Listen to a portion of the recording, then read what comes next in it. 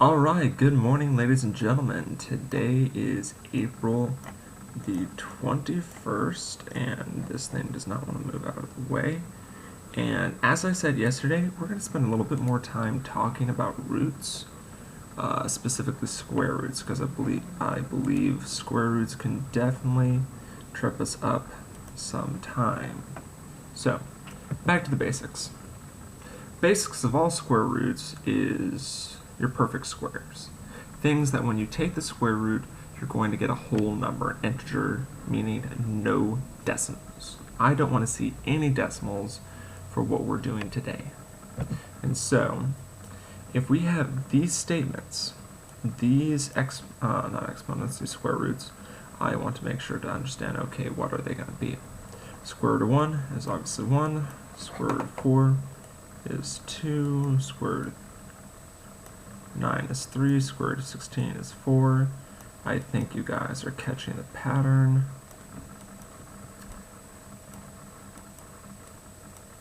And so, what's the super neat thing about this is that any and all square roots, future square roots, higher square roots, can be broken down along these lines.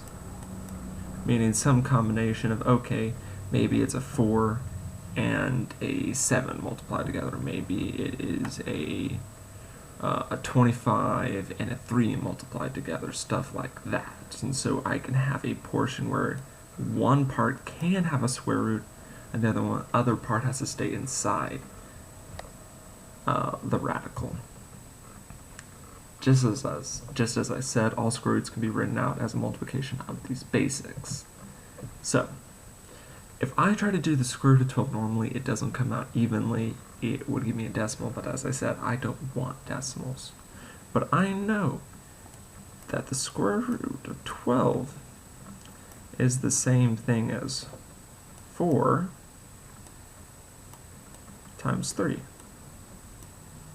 So I know, let me write that differently.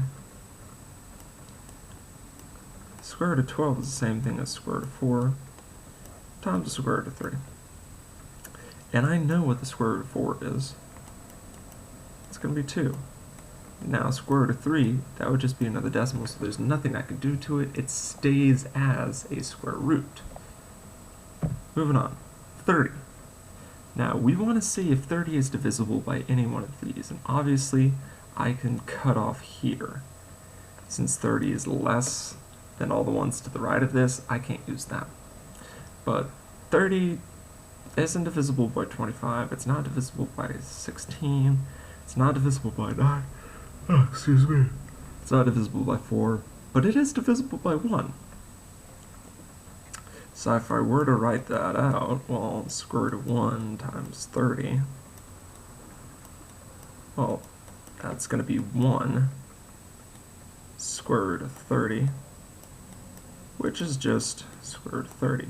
And so this kind of helps us to prove that, hey, not all square roots can be broken down. Some square roots are just going to be square root of 30.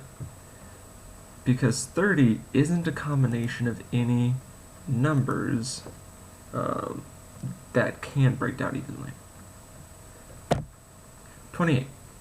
Well, if I look at 28, that's early in the morning for me.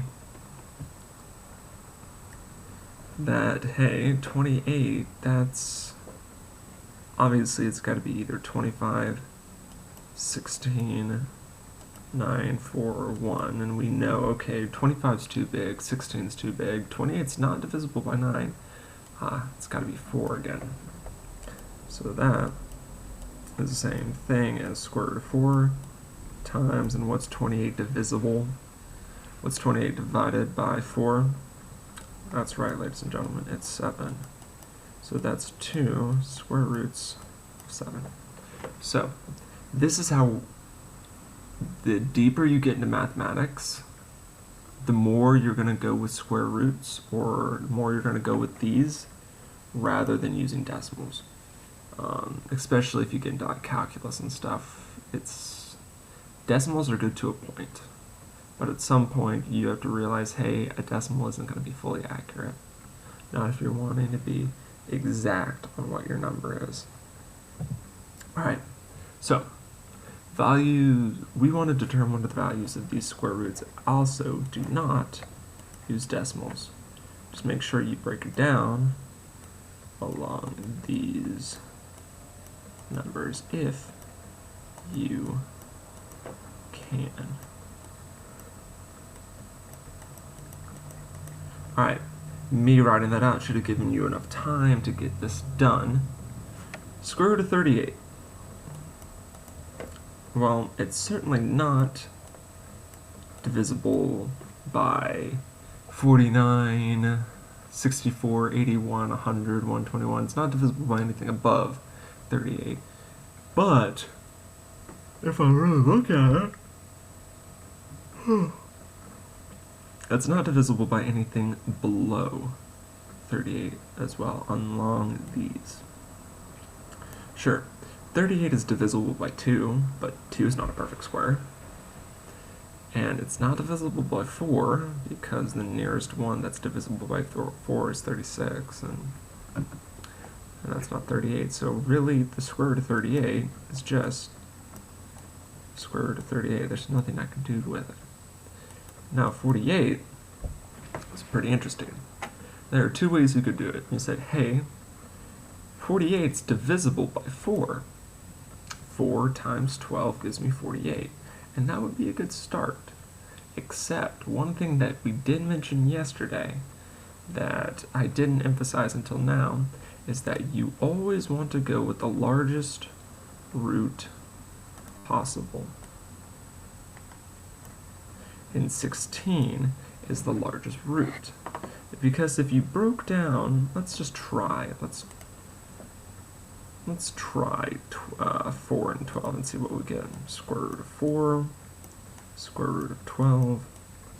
Well, that's 2 square roots of 12, but you also know that 12 also breaks down, so that's square root of 4, square root of 3, so that's 2 times 2 square roots of 3, that's 4 square roots of 3.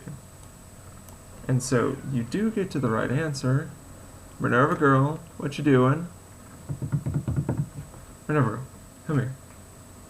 My she's meowing at the door, so let's see if she will come over here.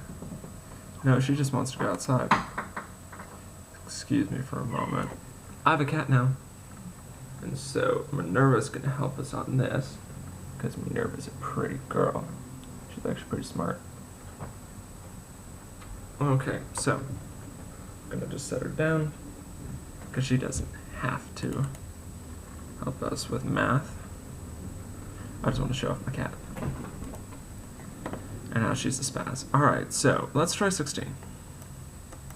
16 times 3 gives us 48. Oh wait, what's the square root of 16? 4 square root of 3. Boom. That's why we do this. While picking 4 and 12 would work, it gives you a lot more steps to do. While if you pick 16, the larger root, it goes to a two-step problem. And let me clean that up. Minerva girl. She's being super noisy today, but that's okay. Alright, I now want to talk about different types of roots, because there are more roots in mathematics than a square root.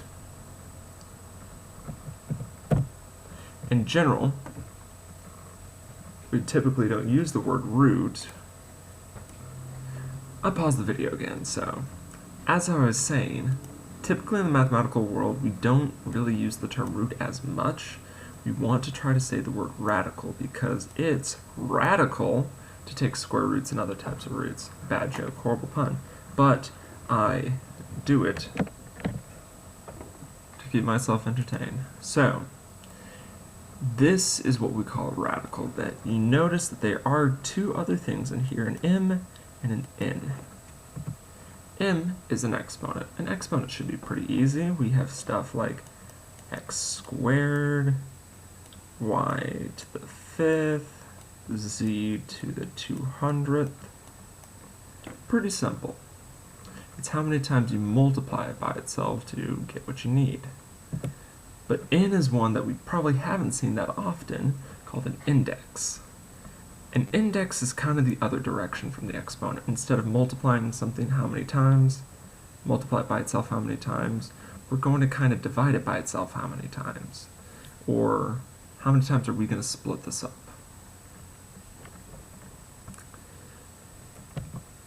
And so, if we have something other than a 2, or if we have something there in general, that determines what type of root we have. This is not a square root. I never want to hear a kid say that that's the 3rd square root of x. No, it's not. No, it's not. It's the 3rd root. It's a cube root. But this does kind of bring up an important question. What are the difference between these two statements?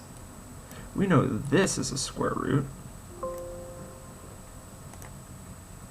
We know that this is a square root, but does this make that a 2nd root? Well, actually, these two statements are the same thing. The lowest root you can have is a square root. There is no such thing as a first root. It just doesn't exist. It doesn't make sense because a first root means you're not doing anything. A square root, being the lowest one you can do, is often kept blank because that's the basic operation. It's a square root. We just talked about that. So, this check for understanding is going to be pretty easy. I want you to identify what the index and exponents are for these. Meaning, what are the m and the n for both of these? Pause the video. Alright, so when it comes to exponents, and I'm going to go do exponents first. Exponents are always going to be what's on the right side, what's above the number on the right side, typically. Well, we don't see anything here, but didn't we say if you don't see a number, you assume it to be 1? That's right. That's 2 to the 1st power.